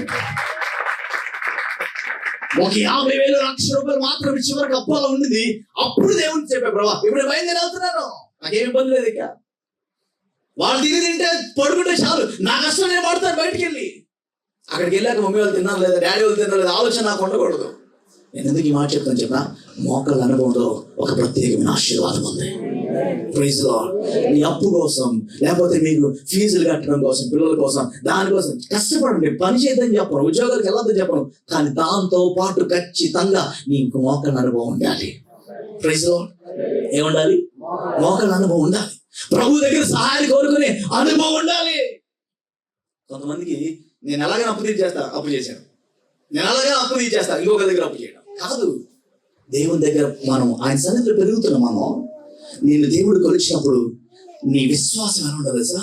దేవుడు ఉన్నాడు, నాకు దేవుడు నాకు సహాయం చేస్తాడు, దేవుడు చూసుకుంటాడు. ప్రైజ్ దేవుడు చూసుకుంటాడు. అందుకే చూడండి, మందిరం లోపలికి వచ్చాకంట ఆయన కొలుస్తున్నాడు. నీ విశ్వాసం ఎలాంటిది? అంత గొప్ప విశ్వాస వీరుడు పక్కనున్న లోతుకి అసలు విశ్వాసమే రాలా. నేను మాట చెప్తే ఈ మందిరం అంతా, ఈ పరిచయం అంతా విశ్వాసంతోనే కట్టబడింది, విశ్వాసంతోనే కట్టబడుతుంది. విశ్వాసంతోనే చాలా గొప్ప మందిరం త్వరలో మనం పొందుకోబోతున్నాం. ప్రైజ్ లార్డ్, హల్లెలూయా. అమెరికా నుంచి డబ్బు మనకు రావట్లేదు, ఎక్కడి నుంచి రావట్లేదు, విశ్వాసంతో. ఈ మందిరంలోకి, ఈ విశ్వాస పరిచయంలోకి వచ్చాక కూడా నీకు ఇంకా విశ్వాసం రాకపోతే, విశ్వాసం పెరగకపోతే, పాదాల లోతులో నుంచి ఏదో మోకాల అనుభవంలోకి నీ విశ్వాసం రాకపోతే, నేను మాట చెప్పనా, లోతులే మిగిలిపోతాను కూడా. అసలు నాకు ఆశ్చర్యం ఏంటంటే, అసలు విశ్వాసాలకి తండ్రితో తిరిగాడండి ఈయన లోతు. విశ్వాసాలకి అసలు పరదేశికి పూర్తి బాధ్యత, పరదేశి బాధ్యత ఎవరికి చేశారు? గట్టిగా అబ్రహాం ఇచ్చేసారు. కుర్చీ వేసుకొని కూర్చున్నాడు. ఇక్కడ నుంచి ధనవంతుడు అడుగుతున్నాడు, అయ్యా నీ దగ్గర ఉన్న లాజరు ఉన్నాడు కదా, ఒకసారి నా పంపవా, కొన్ని నీళ్ళ చుక్కలు నా నాలుగు మీద వేయమని చెప్పవా, నేను రొట్టె ముక్కలు విసిరితే తిన్నవాడయ్యా, ఒక్కసారి నీళ్ళు మాత్రం అడుగుతున్నానంటే, ధనవంతుడు లాజరు సమాధానం చెప్పలేదు, కానీ అబ్రహాం చెప్తున్నాడు సమాధానం. ఏమని? అయ్యా ఇక్కడ ఉన్న వాళ్ళు అక్కడికి రాలేదు, అక్కడ ఉన్న వాళ్ళు ఇక్కడికి రాలేరు. అసలు ఆ విశ్వాసులకు అందరికీ కూడా ఒక హెడ్గా, ఆ మృతుల లోకానికి ఒక హెడ్గా దేవుడు పెట్టేశాడు అబ్రహాంని. అలాంటి వ్యక్తితో తిరిగిన లోతుకి కనీసం విశ్వాసం రాలా. ఒకసారి ఆలోచిద్దాం. ఒకసారి ఎంతకాలం ఇంకా నీ శక్తి, నీ బలం మీద ప్రయాసపడడం తిరుగుతావు. ప్రైజ్ లార్డ్, ప్రైజ్ లార్డ్, హల్లెలూయా. అందుకే చూడండి, గమనించింది ఇక్కడ దేవుడు అంట, ఆయన అతడు మందిరపు గుమ్మంలోకి నన్ను తోడుకొని పోయి అంటే దేవుడు తీసుకొని, చెప్పండి గట్టిగా, దేవుడే మిమ్మల్ని ఇక్కడ తోడుకొని వచ్చాడు. హల్లెలూయా. చెప్పండి ఒకసారి, దేవుడే మిమ్మల్ని, దేవుడు నన్ను మందిరాన్ని నడిపించాడు అన్నవాళ్ళు ఒకసారి చేతులు ఎత్తుదాం ఒకసారి. హల్లెలూయా చెప్పమన్నా, నేను చేయత్తున్నాను. దేవుడే నన్ను ఎందుకు తోడుకొచ్చాడు తెలుసా? నిన్ను ఒక్కొక్క సంవత్సరం లోతులోకి ఆత్మీయతల లోతులోకి నిన్ను నడిపించడానికి తెచ్చాడు. నీ మనస్సు కూడా నువ్వు దాని మీద పెట్టాలి. ఏమైందట, వచ్చేయడం వెళ్ళిపోవడం, సండే వచ్చేయడం వెళ్ళిపోవడం, వచ్చేయడం వెళ్ళిపోవడం, 10 సంవత్సరాలు అయిపోతాయి. ఊరినే వచ్చేసి వెళ్ళిపోవడానికి తెలిసింది దేవుడు మనల్ని? చెప్పండి. కాదు, రోజు చెప్పండి గట్టిగా, దేవుల్లో లోతులోకి వెళ్ళాలి. లోతులోకి ఏం చేయాలి చెప్పండి? మనం ఎన్నో సాక్ష్యాలు వింటా ఉంటాం. ప్రార్థన చేస్తే దేవుడు నన్ను బ్రతికించాడు, ప్రార్థన చేస్తే నన్ను కాపాడు, ప్రార్థన చేస్తే అద్భుతం చేసి. ఇప్పుడు నేను కూడా కొన్ని సాక్ష్యాలు చెప్పాను మీకు, మా ఇంట్లో జరిగింది. ఇవన్నీ ఉన్నప్పుడు మీకేమో తెలుసా, వాళ్ళు చేసిన దేవుడు నాకెందుకు ఆలోచనలోకి రావాలి. వాళ్ళు మోకాళ్ళని ప్రార్థన చేస్తే దేవుడు సహాయం చేశాడు కదా. ఒక్కొక్కసారి దేవుడు ఒక్క రోజులో ప్రార్థన చేస్తే రాత్రికాల సహాయం చేస్తాడు. కొన్నిసార్లు నేను ఇంకా లోతులు నడిపించడానికి 10 రోజులు దేవుడు మౌనంగా ఉంటాడు, ఒక్కొక్కసారి 4 రోజులు దేవుడు మౌనంగా ఉంటాడు. మనం ఏం చేయాలి? ఆపకుండా గట్టిగా ప్రార్థన చేస్తా ఉంటాడు, విశ్వాసంతో ప్రార్థన చేస్తా ఉంటాను. ప్రభా ఈ కార్యం చేయి. ప్రభా వాళ్ళ భర్త మందిరానికి వెళ్తున్నాడు, అయ్యా నా భర్త తాగి తిరుగుతున్నాడు, పాడైపోతున్నాడు, అతని మందిరాన్ని తెచ్చింది దేవుడివి, నువ్వు నా భర్తని ఏం చేయగలవు? తేగలవు. విశ్వాసం ఉండాలి. ఒకప్పుడు వాళ్ళు అలా తిరిగిన వాళ్ళే కదా, వాళ్ళప్పుడు ఆ సంఘము, ఆ భార్య ప్రార్థన చేస్తే నడిపించావు కదా. ఇప్పుడు నేను ప్రార్థన చేస్తా, నా కుటుంబం ఏమేమో వాళ్ళు దేవులోకి సంపూర్ణంగా రావాలయ్యా. విశ్వాసం ఉండాలి. మనం ఎన్ని గట్ల బంగారం ఒక వ్యక్తి రక్షించబడాలనుకున్న దేవుడు ఖచ్చితంగా చేస్తున్నాడు. ప్రైజ్ లార్డ్, హల్లెలూయా. ఒక తల్లి ప్రార్థన చేసిందంట, ప్రభా నేను కన్ను మూసే లోపు నా కొడుకు రక్షించబడ్డా నేను చూడాలి. Praise Lord. నేను కన్ను మూసే లోపు నా కొడుకు సంఘంలో ఒక ఆత్మీయంగా కనబడాలి. ప్రభా భయంకరం తాగుబో, తల్లిని కొడతాడు, తండ్రిని కొడతాడు, భార్యని కొడతాడు. ఇంటికి వచ్చి దేవుడు ఆ తల్లి ప్రార్థన విన్నాడు. ఆమె కన్ను మూయక మునిపే దేవుడు మందిరం నడిపించాడు. ఈరోజు మందిరం ఒక స్తంభముగా దేవుడు నిలబెట్టుకున్నాడు. ఈరోజు మాట చెప్పిన చూడండి, మనం కొన్ని మనం చూసి నేర్చుకుంటాం, కొన్ని విని నేర్చుకుంటాం. కొన్నిసార్లు దేవుడు మనం నేర్పించినవి సాధారణమైన విషయాలు కాదు. వాక్యం దేవుడు ఒక ఆదివారం అంతా మాట్లాడాడంటే, ఒక శుక్రవారం దేవుడు అంతా మాట్లాడంటే ఆ వాక్యం సాధారణమైనది కాదు. అది నీ కొరకే, నీ ఆత్మీయ జీవితాన్ని బలపరచడానికే, నీ కుటుంబం ఫలించడానికే, నీ కుటుంబం ఆశీర్వదించబడ్డానికే దేవుడు ఆ వాక్యాన్ని ఇస్తాడు. వినేసి బయటికి వెళ్ళగానే మర్చిపోవడానికి కాదు. వినేసి బయటికి వెళ్ళగానే మర్చిపోవడానికి కాదు. అది ఆత్మీయంగా మన విశ్వాసంతో ఆ వాక్యాన్ని ఏం చేయాలి? రిసీవ్ చేసుకోవాలి. ఏం చేయాలి చెప్పండి ఒకసారి? ఏం చేయాలి? రిసీవ్ చేసుకోవాలి. హన్నా చూడండి, తనకి బిడ్డలు లేరు. హన్నాకి చాలా వేదన. తోడుగోడలు చూసినప్పుడల్లా బాధ. తోడుగోడలు బిడ్డలకి స్నానం చేపిస్తుంటే అయ్యో నాకు బిడ్డలు లేరే అనొక వేదన. ఆమెకి మోకాళ్ళ అనుభవం ఉంది కాబట్టి ఎక్కడికి వెళ్ళిపోయింది? చెప్పండి గట్టిగా, ఎక్కడికి వెళ్ళిపోయింది?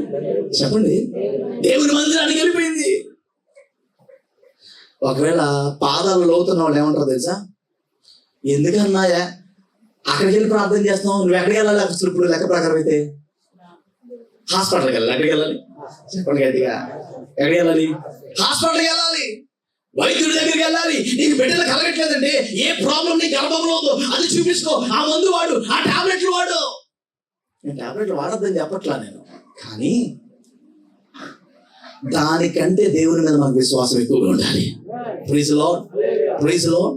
దానికంటే దేవుడు మనం పిలిచిన దేవుడు, మనం ఏర్పాటు చేసుకున్న దేవుడు నమ్మదగిన వాడు. ఆమె ఏం పట్టించుకోవాలా? ఆమె మోకాళ్ళలో అనుభవం ఉంది కాబట్టి ఆమె ఆలోచనలు కూడా మోకాళ్ళలో అనుభవంలోనే ఉన్నాయి. హలో, ఆమె మోకాళ్ళలో అనుభవం ఉంది కాబట్టి ఆమె ఆలోచనలు కూడా ఎలా ఉన్నాయి? గట్టిగా గట్టిగా గట్టిగా ఎలా ఉన్నాయి? గట్టిగా గట్టిగా ఎలా ఉన్నాయి? నేను ఎప్పుడు గమనించండి, వాళ్ళ ఆత్మీయ లోతుని బట్టి వాళ్ళు మాటలు వస్తాయి బయటికి. వాళ్ళ ఆత్మీయ లోతుని బట్టి వాళ్ళు మాట్లాడతారు. వాళ్ళ ఆత్మీయత ఏ లోతులో వాళ్ళు ఉన్నారో ఆ మాటలే బయటకు వస్తాయి. అవి మాత్రమే వాళ్ళు మాట్లాడగలరు. ఎందుకు తెలుసా? వాళ్ళ జ్ఞానం అంత వరకే. కానీ మోకాళ్ళ లోతులో ఉన్నటువంటి హన్నా ఎవరి మాట? చెప్పండి. వెళ్ళిపోయింది ప్రభు సన్నిధిలో, దుఃఖాక్రాంతురాల ఏడుస్తుందట, హృదయాన్ని కృమ్మరుస్తుందంట. ప్రభా, ఈ మోకాళ్ళ మీద ఉండి అయ్యా గర్భఫలం దేవుడిచ్చి బహుమానమని వాక్యం రాయబడింది. ఆ వాక్యాన్ని నమ్ముతున్నాను ప్రభా, నువ్వు అద్భుతం చేయాలి, నువ్వు మాత్రమే నా గర్భాన్ని తెరచగలిగిన దేవుడు అయ్యా. ఏలి అంటే గమనిస్తున్నాడంట ఆమె ప్రార్థన చేస్తుంటే ఏలి గమనిస్తున్నాడు. చూడండి, గమనించండి. ఆమె తనకున్నటువంటి ఆత్మీయ లెవెల్ బట్టి ఒకవేళ పాదాల లోతున్న ఆ భక్తి ఉందనుకోండి, ఎక్కడికి వెళ్ళేది చెప్పండి?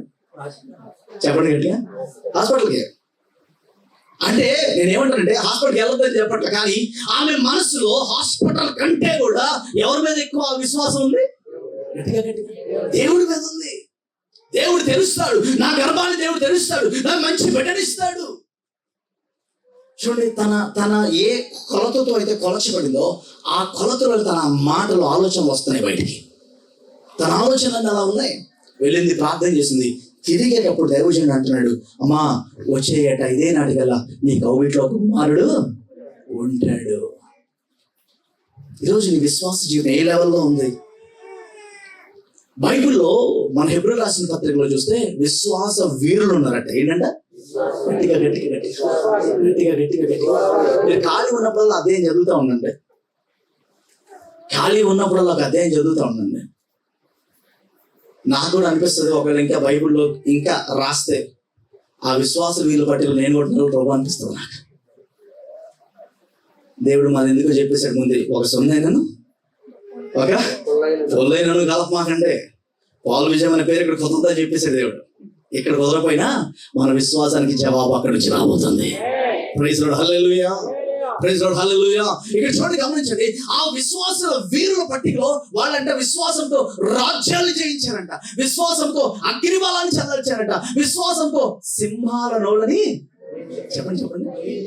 అసలు విశ్వాసానికి సింహం నోరు ముయించడానికి ఏంటంటే సంబంధం? అదే సంబంధం మరి, అదే గొప్పతనం. మరి విశ్వాసం గొప్పతనం అదే. దేవుని యందు మన విశ్వాసం అది గొప్పతనం. నేను ఈ మందిరం గురించి కూడా నేను చెప్పాను. ₹1 చర్చి నుంచి తీసుకున్నాను. విశ్వాసంతో ఎలా దేవుడు ఇస్తారో చూద్దాం. మోకాళ్ళ మీద ఉంటే ఎలా ఇస్తారో చూద్దాం. ప్రార్థనలో ఉంటే ఎలా ఇస్తారో చూద్దాం. అందరూ అనొచ్చు, అనయ్య అందరం కష్టపడితే అది అవుతుంది, అందరం పనికెళ్ళి ఒక్కొక్క ₹1,00,000 బయట తీస్తే అవుతుంది అనొచ్చు. కానీ నా విశ్వాసం లెవెల్ ఏంటంటే, నా దేవుడు మందిరం నుంచి రూపాయి లేకుండా ఆయన ఇవ్వగలిగిన సమర్థుడు ఆయన. Praise the Lord. Hallelujah. మన మందిరానికి బాప్తీసం తీసుకోవడానికి ఒక పాస్టర్ గారు వస్తారు. ప్రతి నెలకు ఒకసారి వస్తారు, టీం వస్తారు. ఆయన సాక్ష్యం మనం చెప్తున్నారు. వాళ్ళు మందిరం లేక వాళ్ళ బాప్తీసం తొట్టి లేక మన దగ్గరికి వచ్చి ఇక్కడ బాప్తీసం తీసుకొని వెళ్తూ ఉంటారు. వెనకాల తొట్టిలో మందిరంలో కూర్చొని కొంచెం ప్రార్థన చేసుకొని చక్కగా వాళ్ళు చాలాసేపు గడిపి భోజనాలు కూడా ఇక్కడే చేసి వెళ్తూ ఉంటారు. వాళ్ళు ఆయన చెప్తున్నారు, మా మందిరంలో మహా అయితే ఒక 100 మంది ఉంటారు. మాకు కావలసినటువంటి ఆ ఏరియాలో ఉన్న చర్చి స్థలం దగ్గర దగ్గర 4 కోట్లు, 5 కోట్లు, 6 కోట్లు ఉంది. మా చర్చి నుంచి ఎంత తీసినా అది అసాధ్యం. ఎంతమంది వాళ్ళ బంగారాలు పెట్టేసి వాళ్ళ ఇంటి ఆస్తులు అమ్మేసి తీసినా కూడా కష్టం. మేము ప్రార్థన చేసాం, ప్రభువుని సహాయం చేయాలని.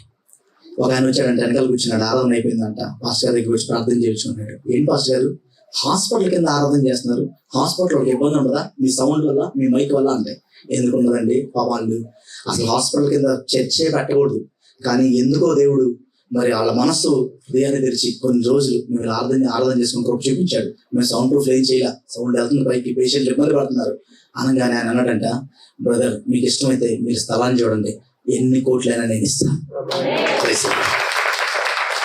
ఎన్ని కోట్లైనా నేను ఇస్తాను. నేను మాట చెప్పిన ప్రార్థన చేస్తున్నారు. అయితే ఈ చెప్పాడు అయిపోయిన తర్వాత 2వ వారం వచ్చాడు, మళ్ళీ ఆయన కూర్చున్నాడు వెనకాల. వీళ్ళు ఒక స్థలం చూపించారు, ఆయన చూపిస్తే ఆయన అన్నాడు నాకు నచ్చలేదు అన్నాడు. నేను మేము మా స్థలం నీకు నచ్చపోవడం బాబు, మేము చెప్పింది కొనాలి కానీ నీకు నచ్చకపోతే మేము ఆపేయాలా అనుకుంటే, సరే ఇంకో 2-3 చూడండి అన్నాడు ఆయన. సరే వీళ్ళు చూస్తుంటే ఒక స్థలం వచ్చింది. రోడ్డు ముందు స్థలం ముందు రోడ్డు, స్థలం పక్కన రోడ్డు, స్థలం వెనకాల రోడ్డు. ఒక పక్కన మాత్రం ఒక గోడౌన్ ఉంది. సో ఇదేదో బెటర్గా ఉందని ఆయన తీసుకొని వెళ్ళారు. ఎంత సార్, ఎంత అండి అంటే వాళ్ళు చెప్పారు 7 కోట్లు అంటే అన్నారు. ఈయన అన్నాడు వెంటనే 3.5 కోట్ల చెక్ అసలు ఇచ్చాడంట, అడ్వాన్స్ కట్టేసేయండి అని చెప్పడం. ఆయన చెప్పాడు, ఒకవేళ మీకు రేపు కావాలన్న మీద అమౌంట్ నేను ఇచ్చేస్తాను, రెడీగా ఉన్నాను, కానీ మీరు మందిరం పని స్టార్ట్ చేయండి. ఆ ధనమంతా వీళ్ళ అకౌంట్లో, చర్చ్ అకౌంట్లో వేసేసాక ఆ చర్చ్ విషయం ఆ స్థలం విషయంలో ఒక చిన్న ఇష్యూ వచ్చింది. అది కోర్టుకి వేయాల్సి వచ్చింది.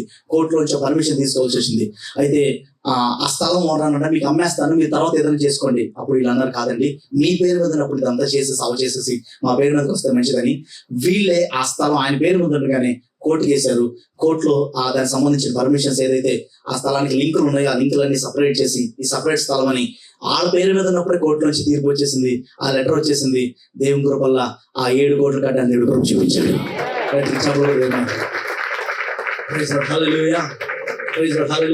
మీరు అనుకోవచ్చు చర్చి కాబట్టి దేవుడు చేస్తాడు, పాస్టర్ గారు అంటే ఆయన సేవ చేస్తాను కాబట్టి దేవుడు చేస్తాడు, మేమంటే మమ్మల్ని ఉద్యోగాన్ని పిలుచుకున్నాడు, మమ్మల్ని పనులు పిలుచుకున్నాడు, మాకు చేస్తాడా చేయడానికి అవిశ్వాసం అక్కర్లా, మోకాళ్ళు వేస్తే ఆయన చేస్తాడు. Praise the Lord. చెప్పండి గట్టిగా హల్లెలూయా, హల్లెలూయా. మోకాళ్ళ అనుభవంలోకి వస్తే ఆయన చేస్తాడు ఖచ్చితంగా. నీ ఆత్మీయ జీవితంలో లోతుల్లోకి వెళ్ళే కొద్దికు నీ జీవితంలో దేవుడు గొప్ప కార్యాలు చూపిస్తాడు. Praise the Lord. పాదాల కొలత అయిపోద్దు. నెక్స్ట్ ఆయన మళ్ళీ నేను కొలిచేసరికి నువ్వు ఏ కొలతలోకి రావాలి చెప్పండి గట్టిగా. రాత్రి టైం దొరికితే ఏం చేయాలి? ఇప్పుడు మనకి 40 రోజులు ఉపవాస ప్రార్థనలని చాలా చర్చిలో జరుగుతూ ఉన్నాయి. లెంటెన్ డేస్ అని అంటారు ఇంగ్లీష్లో, ఉపవాస దినాలని తెలుగులో అంటారు.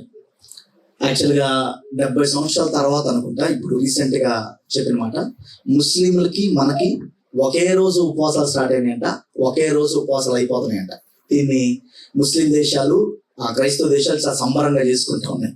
కానీ ఒక మాట చెప్పిన, నిజంగా మనం ఉపవాసం ఉండి ప్రార్థన చేస్తే దేవుడు ఎప్పుడు కూడా తప్పడు. ఆ 40 దినాలు చేయి, 50 దినాలు చేయి, 100 రోజులు చేయి, కానీ ఆచారంగా ఆ 40 రోజులు మాంసం తినకూడదు. ఏంటిది? తెల్లబట్టలు వేసుకోవాలి, చెప్పులు వేసుకోకుండా నడవాలి. అసలు ఉపవాసానికి దీనికి సంబంధమే లేవు. అది కాదు, ఆ 40 దినాలు మోకాళ్ళ మీదకి రావాలి. ఆ 40 దినాలు ఎక్కడికి రావాలి? మోకాళ్ళ మీదకి రావాలి, మోకాళ్ళ లోతులోకి రావాలి. అప్పుడు దేవుడి కార్యాలు మనం చూస్తాం. ఈరోజు వాక్యంగా నీవు ఉపవాస ప్రార్థన ఏం చేయాలి తెలుసా? భోజనం ఆపుతాం మనం అంతవరకే కాదు, నీ ఫేస్బుక్ ఆపేయాలి. ఏం చేయాలి? హలో తర్వాత ఏంటి? ఇన్స్టాగ్రామ్ ఆపేయాలి, తర్వాత యూట్యూబ్, చెప్పండి, అన్నీ ఆపేసి మొక్కల మీద వచ్చేయాలి. 10 నిమిషాలు ప్రార్థన చేసి ఇన్స్టాగ్రామ్ గంట, ఇంకా ఎలా ఉపవాసం అవుతుందండి? 15 నిమిషాలు ప్రార్థన చేసి యూట్యూబ్ మాత్రం 2 గంటలు. ఇక రీల్స్ తిరుగుతూనే ఉంటాయి, ఏళ్ళు వెళ్తా ఉంటుంది. ఇప్పుడంట ఒక సిస్టమ్ వచ్చిందంట, సెట్టింగ్స్ చేసుకుంటే 4 అంటే పేజ్ తిరిగిపోతుందంట.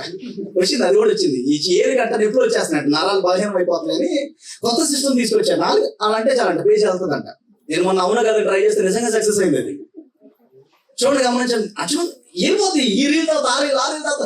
నీ ఉపవాసం దేనికి ఉండాలి, దానికి కూడా ఉండాలి. ఏం చేయాలి, దానికి కూడా ఉపవాసం ఉండాలి. అన్ని పక్కన పెట్టి ప్రభు సన్నిధిలో మనం ఏం చేయాలి, చెప్పండి గట్టిగా. ఏం చేయాలి? 40 దినాలు మాత్రమే నేను ఫేస్బుక్ పక్కన పెడతాను, 40 దినాలు మాత్రమే సినిమాకి వెళ్ళాం, తర్వాత మళ్ళీ మామూలే. అది కాదు, ఒక లోతైన అనుభవం నుంచి ఒక అనుభవంకి వచ్చాక మళ్ళీ తిరిగి వెనకాల అనుభవంలోకి ఏం చేయకూడదు, వెళ్ళకూడదు. మోకాళ్ళ అనుభవంలోకి వచ్చేసామా మళ్ళీ తిరిగి పాదాల కొలత అనే అనుభవంలోకి వెళ్ళకూడదు. రోజు పెరుగుతానే ఏం చేయాలి, చెప్పండి గట్టిగా. ప్రపంచంలో ఒక భయంకర విచిత్రమైన వండర జరిగిందంట. ఒక అబ్బాయి బాగా పెరిగాడంట, అందరికి పెరగడం తెలుసు డాక్టర్లు కూడా. ఆ అబ్బాయి మళ్ళీ వెనక తగ్గుతున్నాడట. డాక్టర్ దగ్గర తీసుకెళ్లారంట. డాక్టర్ గారు, మావాడు బాగా పెరిగాడు, బాగానే ఉంది, ఇప్పుడు రోజు తగ్గిపోతున్నాడండి, ఏం జరుగుతుందో మాకు అర్థం కావట్లేదంటే, డాక్టర్ ప్రపంచంలో ఫస్ట్ కేసు ఇదేనాయన, ఏం చేయాలి నాకు కూడా తెలీదు. నేను మాట చెప్పిన, ఆత్మీయతలో రోజు ఏం చేయాలి, పాదాల కొలత నుంచి ఎక్కడికి వచ్చేయాలి, అక్కడ స్థిరపడాలి. అక్కడికి వచ్చి మనం ఆ అనుభవంలో ఒక 2 నెల రోజులు 40 రోజులు కాదు, స్థిరపడాలి. అక్కడ స్థిరపడి నెక్స్ట్ నడుము లోతులోకి రావాలి. ఏం చేయాలి, చెప్పండి గట్టిగా. నడుము లోతులోకి ఏం చేయాలి, రావాలి. లోతులాగా పాదాల కొలతలోనే పుట్టి పాదాల కొలతలోనే పెరిగి పాదాల కొలతలోనే చచ్చిపోవడం కాదు. చూడండి, గమనించాలి. అంత గొప్ప విశ్వాస వీడితో తిరిగిన లోతు అబ్రహాము దగ్గర నుంచి అసలు విశ్వాసమే పొందుగా తన బిడ్డని ఎలా పెంచాలో ఆలోచన చేయాలి, ఎలా ఆ బిడ్డల్ని ఆత్మీయతలో పెంచాలో ఆలోచన చేయాలి. ఆ విశ్వాసం కనీసం తను నేర్చుకోవాలా, తన బిడ్డలు కూడా ఏం చేయాలా. నాకు అనిపిస్తుంది, ఎంత గొప్ప విశ్వాస వీడితో తిరిగిన అబ్రహాముతో తిరిగిన లోతు కనీసం ఆత్మీయతను చూసుకోవాలా. రమ్యమైనది చూశాడు, గొప్పది చూశాడు, తన జ్ఞానం చూసుకున్నాడు, తన శక్తి చూసుకున్నాడు, తన బలం చూసుకున్నాడు, తన మీద తనకున్నటువంటి ఆ బలం మీద ఆధారపడ్డాడు. నేను ఎప్పుడు చెప్తా, మీ శాలరీ అయినా ఏదైనా 30% ఎంత, చెప్పండి. పరలోకంలో దేవుడు మీకోసం సిద్ధపాటు చేసి ఉంచిన ఆశీర్వాదం మోకాళ్ళ మీద ఉంటే 70% దేవుడు మీకోసం సిద్ధపాటు చేసి ఉంచాడు. Praise Lord. మీ శాలరీ, మీ బలం, మీ శక్తి 30%. కానీ పరలోకంలో ఆయన బిడ్డలుగా ఉన్న మీకు నాకు మనకి 70% ఒక గొప్ప ఆశీర్వాదాన్ని సిద్ధపాటు చేశాడు. అది పొందుకోవాలంటే మోకాళ్ళ మీదకి రావాల్సిందే. ఏం చేయాలి, చెప్పండి. మోకాళ్ళ మీదకి రావాల్సిందే. మోకాళ్ళ అనుభవంలోకి, మోకాళ్ళ లోతులోకి వస్తేనే పరలోకం నుంచి ఒక్కొక్కటి దేవుడు మన కోసం సిద్ధపాటు చేసిన ఏం చేస్తాడు అని ఇస్తాడు ఆయన. ఈరోజు వాక్యం వింటున్నాం మనం. అందుకే చూడండి, దేవుడు మందిరంలో నడిపించాడు. అక్కడ రాసిన మాట, అతను మందిరము గుమ్మమునకు నేను తోడుకొని వచ్చాను, మందిరము తూర్పు ముఖముగా ఉండెను. అక్కడ కింద మన 3వ వాక్యంలోకి వస్తాయి. ఆ మనుష్యుడు కొలనూలు చేత పట్టుకొని తూర్పు మార్గమున బయలు వెళ్ళి 1000 మూరలు కొలిచి ఆ నీళ్ల గుండాన్ని నడిపింపగా నీళ్లు చీలమండలంలో ఉండెను. ఆయన మరి 1000 మూరలు కొలిచి నీళ్ల గుండాన్ని నడిపింపగా నీళ్లు మోకాళ్ళలోతూ ఉండెను. కాబట్టి ఈరోజు ఆత్మీయ జీవితంలో ఎంతవరకు మనం పెరుగుతున్నామా అని దేవుడు కొలత కొలుస్తూనే ఉంటాడు. ఆ కొలత ఆయన కొలిచినప్పుడు, ఆయన ఆకలి కొని అంజూరపు చెట్టుకు ఆయన దగ్గరకు వచ్చినట్టుగా మన దగ్గరకు వచ్చినప్పుడు, ఆయన కొలత కొలిచినప్పుడు మన ఆత్మీయ జీవితం ఇంత ముందు కంటే ఈసారి ఏమవ్వాలి, చెప్పండి గట్టిగా. ఏమవ్వాలి, పెరగాలి, ఎక్కువ అవ్వాలి, గొప్పగా అవ్వాలి. అంతేగాని మోకాళ్ళ అనుభవంలో నీవు ఏం చేయకూడదు, పాదాల కొలతలోకి రాకూడదు. ఒకసారి ఒకరు బాగా, నేను చాలాసార్లు చెప్తూ ఉంటాను చర్చిలోది, ఒకసారి ఒక అతను సడన్ గా లక్షాధికారి అయిపోయాడంట. ఒక్కరోజు లక్షాధికారి అయిపోయాడు, ఒక రాత్రిలోనే. అందరూ అనుకున్నారు ఇంత లక్షాధికారి ఎలా అయిపోయాడంటే, తర్వాత తెలిసిందంట నిన్నటి వరకు కోటీశ్వరుడు అంట. నిన్నటి వరకు మొత్తం పోయేమయ్యాడంట, లక్షాధికారి అయ్యాడంట. కాబట్టి లక్షాధికారులు కోటీశ్వరులు అవుతారు, కానీ కోటీశ్వరులు ఏమవ్వకూడదు. గట్టిగా లక్షాధికారి అయితే పోయినట్టే, మనకి మొత్తం నష్టపోయినట్టే. దేవుళ్ళలో కూడా మనం పాదాల కొలతలో ఉన్న మనం మోకాళ్ళ అనుభవంలోకి వస్తే దేవుడు ఒక్కొక్క స్టెప్ మనం పెరుగుతున్నప్పుడు మన కుటుంబాన్ని అన్ని రకాలుగా ఆశీర్వదిస్తాడు. ఆ అనుభవంలోకి మనం వెళ్దాం, తల ఉంచుదాం, ప్రార్థన చేసుకుందాం.